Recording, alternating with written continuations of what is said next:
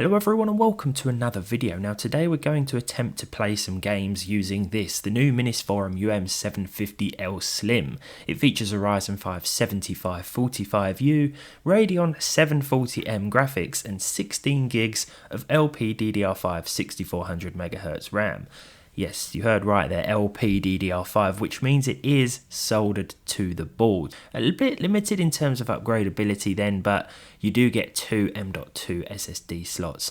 Oh, actually, I've just seen on the Minisforum store on Amazon that you can get the 32 gig version as well for not much more. Yeah, it's at $329.99 from the official Minisforum store on Amazon too, with 32 gigs and a 1TB SSD. So same specs, the Ryzen 7545U, just with 32 gigs instead for 30 quid more. Now, we usually look at slightly more expensive systems, or at least I usually get sent the slightly more expensive system, so I'm actually glad to have this in the office/bedroom today because it is far more affordable, and at $299, well, it may make sense if you're looking for something that takes up a little amount of space, something you want to do a bit of work on, but you might think to yourself, it's been a busy day, I just want to sit down, play a couple of games, maybe some lightweight titles such as Fortnite, CS2, so I wanted to see if the 740M graphics could handle it. It makes a nice change to take a look at a system like this. We've got USB ports around the outside, nothing too fancy here. It doesn't feel as premium as some of the more expensive Minisforum machines,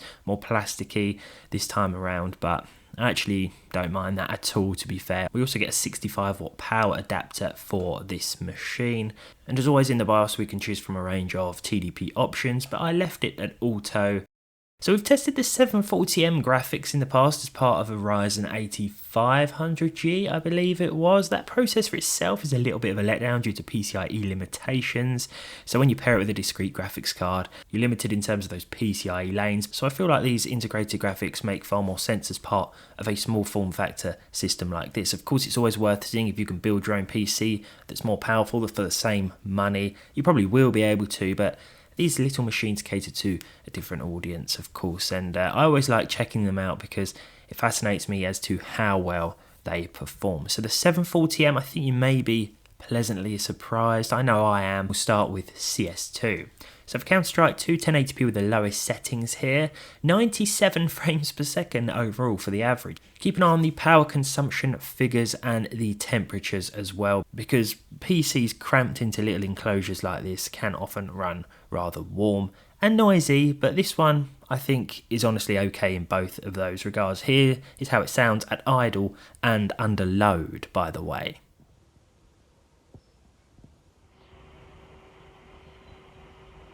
Next up, I opted to test GTA 5, the Legacy Edition. Of course, this will run the Enhanced Edition, and the 740M also supports ray tracing, so we could enable the high RT preset with the newer version of the game, but I stuck to Legacy because it makes sense for lower and weaker hardware, lower end and weaker hardware.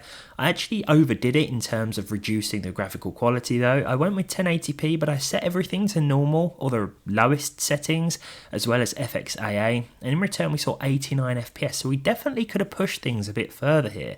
Not only that, but the percentile lows were pretty consistent too, 65 and 55 in terms of the 1 and 0.1% lows. I think GTA 5 still looks alright at the lowest settings. Reminds me of playing it on the PS3, and I had plenty of happy memories doing that years ago. Kingdom Come Deliverance 2, 1080p, the lowest settings with FSR 3.1 balanced.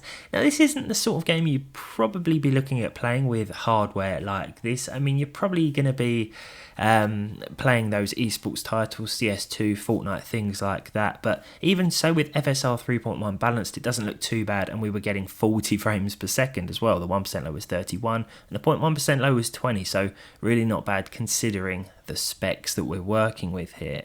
I think the same can be said for Cyberpunk 2077, which at 1080p is best suited to the lowest in-game options. This time with FSR 3 set to performance, we have FSR 2.1 or 3 here, 47 frames per second. So if you're targeting 30 frames per second in Cyberpunk 2077, which is quite sensible with a system like this, then you could probably turn things up a little more, or you could probably choose FSR 3 balanced instead. But 47 FPS overall with a 1% low of 26 and a 0.1% low of 22. So there will be some dips and drops below 30, but all in all, not too bad. Oblivion Remastered is an absolute disaster.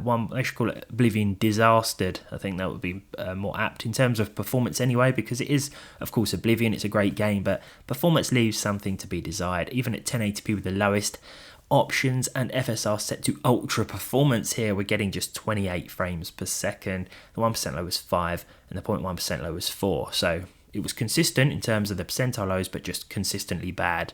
It wasn't really playable. Too much juddering and stuttering all over the place, really.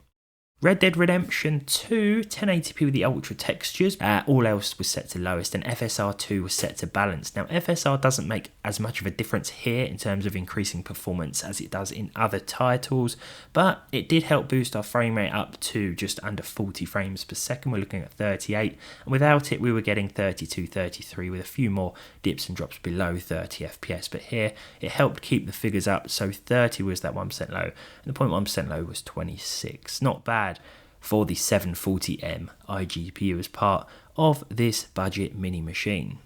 Fortnite is our penultimate title, and at 1080p with a low preset with TAA we were able to hit at least 60 frames per second on average, though I'd probably recommend the performance API mode just to squeeze a little more performance out of it. Either that or you could drop the resolution scaling at the standard low mode here, but for 60 frames per second low with TAA will still allow you to hit that figure. 64 was the overall average, but there were some dips and drops towards 30 FPS. 39 was that 1% low, and 22 was that 0.1% low. I mentioned earlier that this system will also support ray tracing, and that's something I want to explore in another video, just to see how well the 740M can handle it. As you probably expect, not very well. I fired up Minecraft with an RTX map, and yeah, single digits in terms of performance, but we'll try and tweak this a little bit, get more performance out of it in another video. And I also want to see how this runs with SteamOS as well, something we tested in the last video, and see how it compares to the performance of Windows, which comes pre-installed with this machine.